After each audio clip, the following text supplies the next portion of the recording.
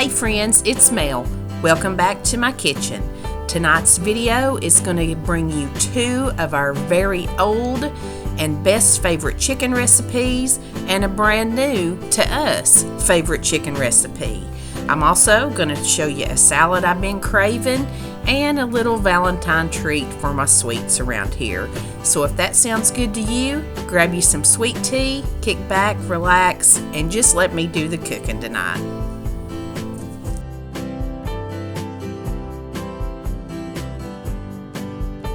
The first recipe I'm bringing you, I'm calling it Katt's Cheesy Chicken Pasta. This is my friend at Southern Farm and Kitchen, Katt's recipe. She showed this last week on her channel and I'm totally in love with it. I had to try. I started out with some frozen chicken breasts down in my sprayed crock pot. I'm using a regular ranch seasoning packet. Katt had a buttermilk Hidden Valley Ranch for chicken, but I could not find that on my Kroger app, so this is what I'm using. Going to take 1 can of cream of chicken soup and then just a little bit of water and kind of cover that chicken with it. Katt is a wonderful cook. I know a lot of you guys already watch her channel, but if you have not, I'll have her channel linked below and you can be sure and check her out. I get lots of great meal inspiration from Katt, and she's just an all-around great friend of mine. Now this has cooked all day, and when I say all day, I mean about 8 hours on low.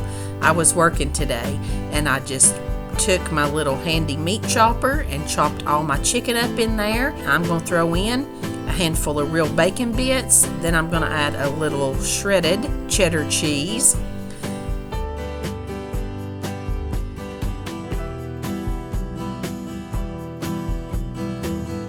Then Katt has turned me on to these packs of Velveeta cheese sauce, and one of those goes down in here too.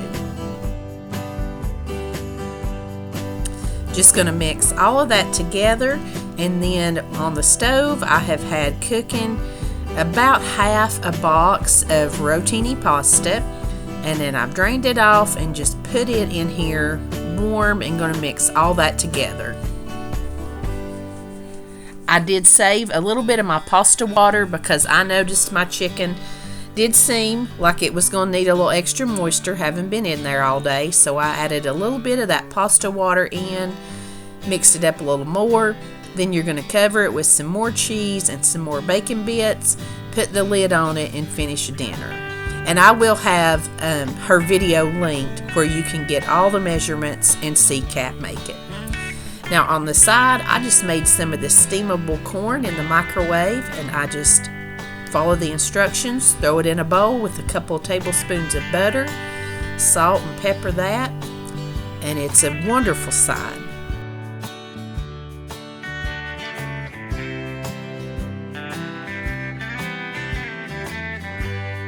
Also had some green beans on the side with this, and this is a new family favorite. Bacon, cheesy, ranchy, all the things that we love. Ooey gooey goodness. Thank you, Katt. You never fail to show me something new and delicious, friend.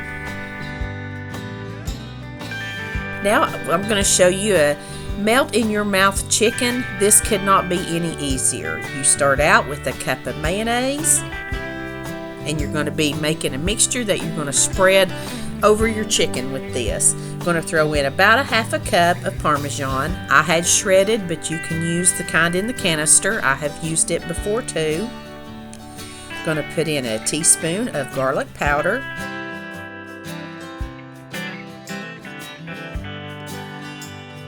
And about 1.5 teaspoons of seasoning salt.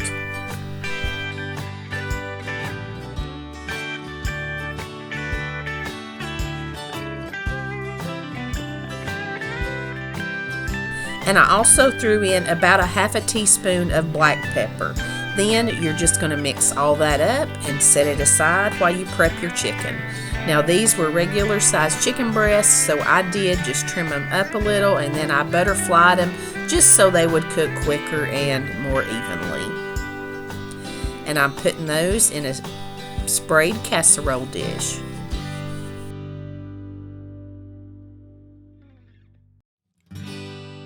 Going to spread that mixture out all over the top of your chicken. Then you're going to put it in a 375 degree oven.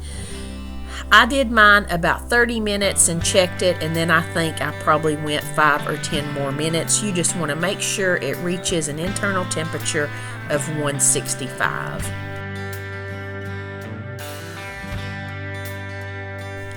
Now I'm going to bake us up some potatoes, and these are just regular sized potatoes, not huge monster baking potatoes. So I did about 5 of them, and I just put them all in one little pan, and then I cover them with some olive oil and just turn them around in it to get them coated really well with it.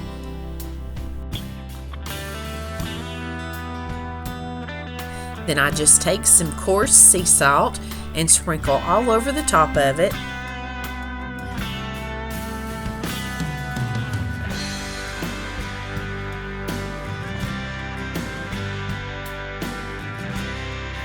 And then I am going to cover the entire pan and bake these right alongside my chicken.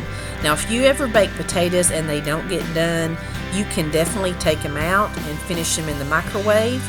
I've had to do that before. That's just a tip I thought I would throw in here. That is a good tip if you're running short on time. Then I just had some new salad fixings. I love a good salad, y'all know that. And this is just some green leaf lettuce.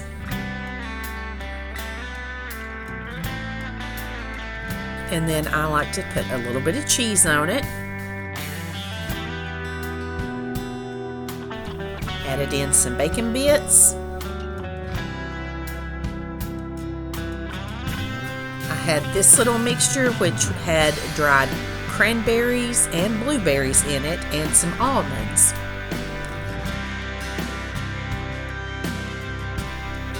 And I threw some cucumbers on there. And we have not had the crunchy tortilla strips in a while, so grab some of those and put those on the top too. Those are wonderful toppings in salads, soups. We have put them inside of chicken wraps. They're just good with anything. And just a little old ranch dressing over the top. Here are our potatoes, hot. I had to use a paper towel to kind of smush them up.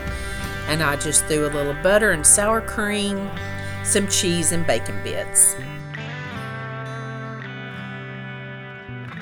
I love to watch other people make their plates. If you don't like for me to do this, be sure and let me know in the comments. But I enjoy seeing it, so I like to leave it in here sometimes. Now here is my chicken. I did sprinkle just a little bit of parsley on it when it came out. This chicken is so good. It stays so juicy, and the coating on it gets a little bit crispy, browned, delicious flavor. I have made this for years, and we have not had it in so long. I forgot how tasty it was. This was a delicious throwback meal that we've enjoyed for years. Another one is Stella's chicken casserole. This is one I've had for years too.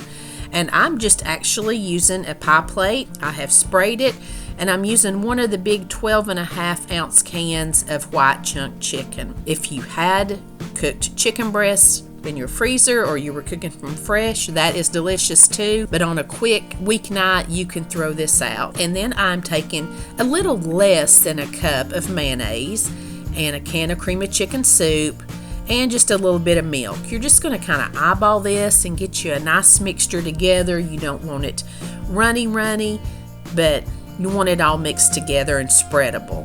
And I do season the salt and pepper. I feel like that's the best place to get the seasoning in this dish.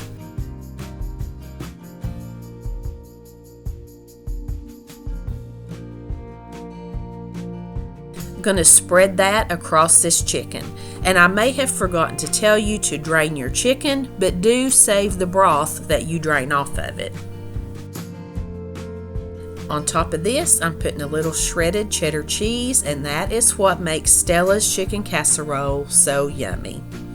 I'm coming over the top of that with some Pepperidge Farm stuffing mix, the herb seasoned flavor. Then I'm bringing that chicken broth that I drained off that can of chicken and just going over the top with this. Going to cover that with aluminum foil and bake that at 375 degrees for about 30 or 35 minutes. Then I do pull the aluminum foil off and get it good and brown. Now I had a little less than a half a box of rotini pasta, so I boiled that up and I used another one of those Velveeta cheese packs, put a little bit of milk and some black pepper, and then I threw a handful of shredded cheese in there, just keeping with the theme, I guess. But I just mixed all that together and that made a wonderful yummy macaroni and cheese. And there is the casserole once it has browned up. You want to let that sit for just a few minutes before you serve it. It is so delicious. Stella is the mother of a lifelong friend of mine, and y'all say a prayer for Stella. She's getting on up in age, and we have been eating and enjoying her casserole for years. So I love Stella's chicken casserole. I had also some green beans, which is like one of our favorites around here. And I made some of the brown sugar carrots. Look at that yummy macaroni and cheese. This is comfort food at its best at our house. Now I'm going to show you this huge salad I made. It is using leftover chicken from my melt in your mouth chicken. I just heated it in the microwave and cut it really thin. Then I'm using a bag of romaine blend salad. Now I have been craving this Panera Poppyseed strawberry salad, and it's nowhere near the time of year for it, but I had a lot of the stuff already on hand to make it. I stopped by Kroger inside of Walgreens for a loaf of bread, and I found this little cup of fruit for half off, and it had the fresh blueberries and pineapple in it. I already had my strawberries, I already had this poppy seed dressing, and some little mandarin oranges. I had these little toppings to go on it. So really, I had a big can of pineapple, and I could have done without the blueberries, but when I saw it, I just knew it was time for me to make this. So I start out with that romaine lettuce, and then I'm going to put on a bunch of strawberries and the little mandarin oranges, getting all the blueberries I can out of that little cup there.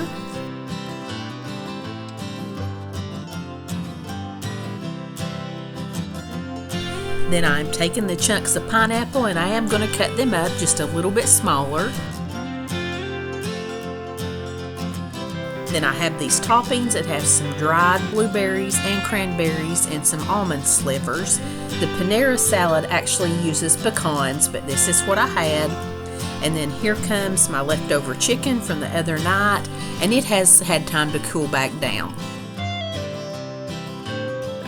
So I get all my chicken on there, and then I just decided I wanted some more color on top of that, so I threw on some more strawberries. And these are my Plant City strawberries. Oh, they're good. Put a few more mandarin oranges and just finished off that little cup. Then I put that poppy seed dressing on top. This salad is so wonderful. I know it's not the season for it, but I have not been able to quit thinking about it, and I needed this so bad. I ate that whole big salad all by myself on Friday. Now I'm going to show you some mini cherry cheese Danishes. This is something that my aunt sent me a long time ago to try, and I think I have seen Jen on Cook, Clean, and Repeat make something very similar. But you just open your crescent dough, and you don't unroll it. You're just going to cut your roll into 10 equal pieces. Now Jen made some on her stories the other day on Instagram that looked like hearts, and they were super cute too. Once you get them cut, you're just going to lay them out on a parchment-lined baking sheet. And I took a heavy glass mixing bowl and just pressed those down. Just take whatever you have. Even a little rolling pin would do the trick, but you're just trying to press them flat.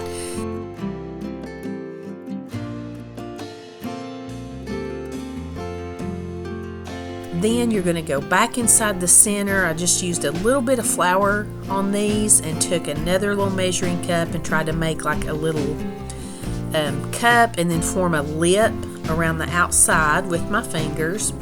This is the first time I've made these, and I did see that I really did not smush mine flat enough and make them as much of a cup as I should have, but I was afraid my crescent dough wouldn't rise if I smushed it down too much. But anyhow, that's what you're doing. You're making a little cup and then making a little lip around it with your fingers to hold some filling.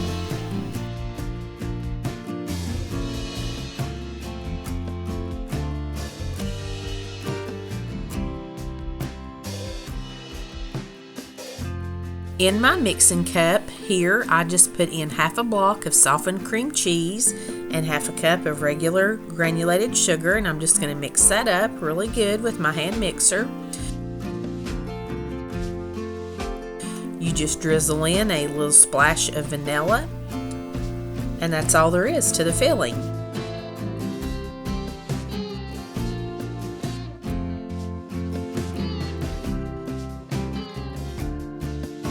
Now I just took my cookie scoop and sprayed it with a little nonstick spray, and it was the perfect size to go right down inside of your little crescent cup here.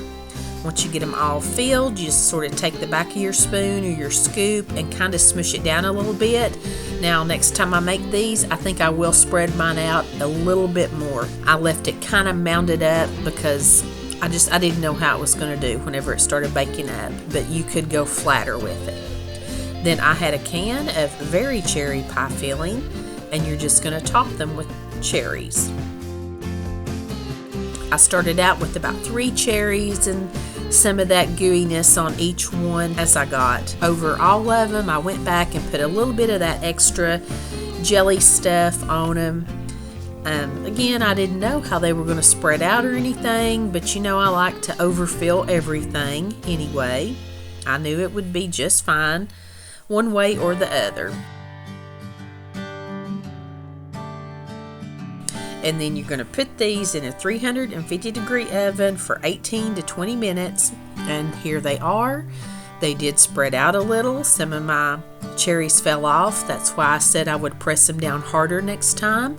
But never fear, it's nothing that a little spoon won't fix. If your cherries roll off, you just push them back up on there and smush it down a little bit. Good as new. It's like it never happened.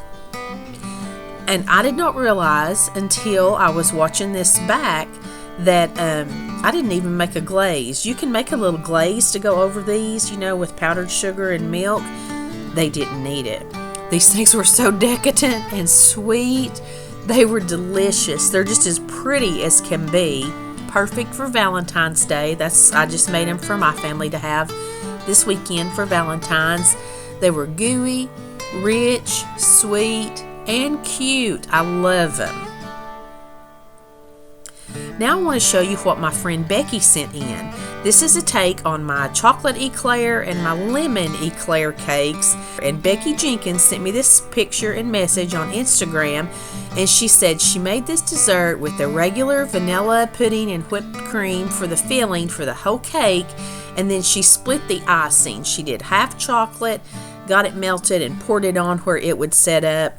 Then did the other side with the lemon. She said it was a hit and everybody loved it, and she did say hers was a little rustic.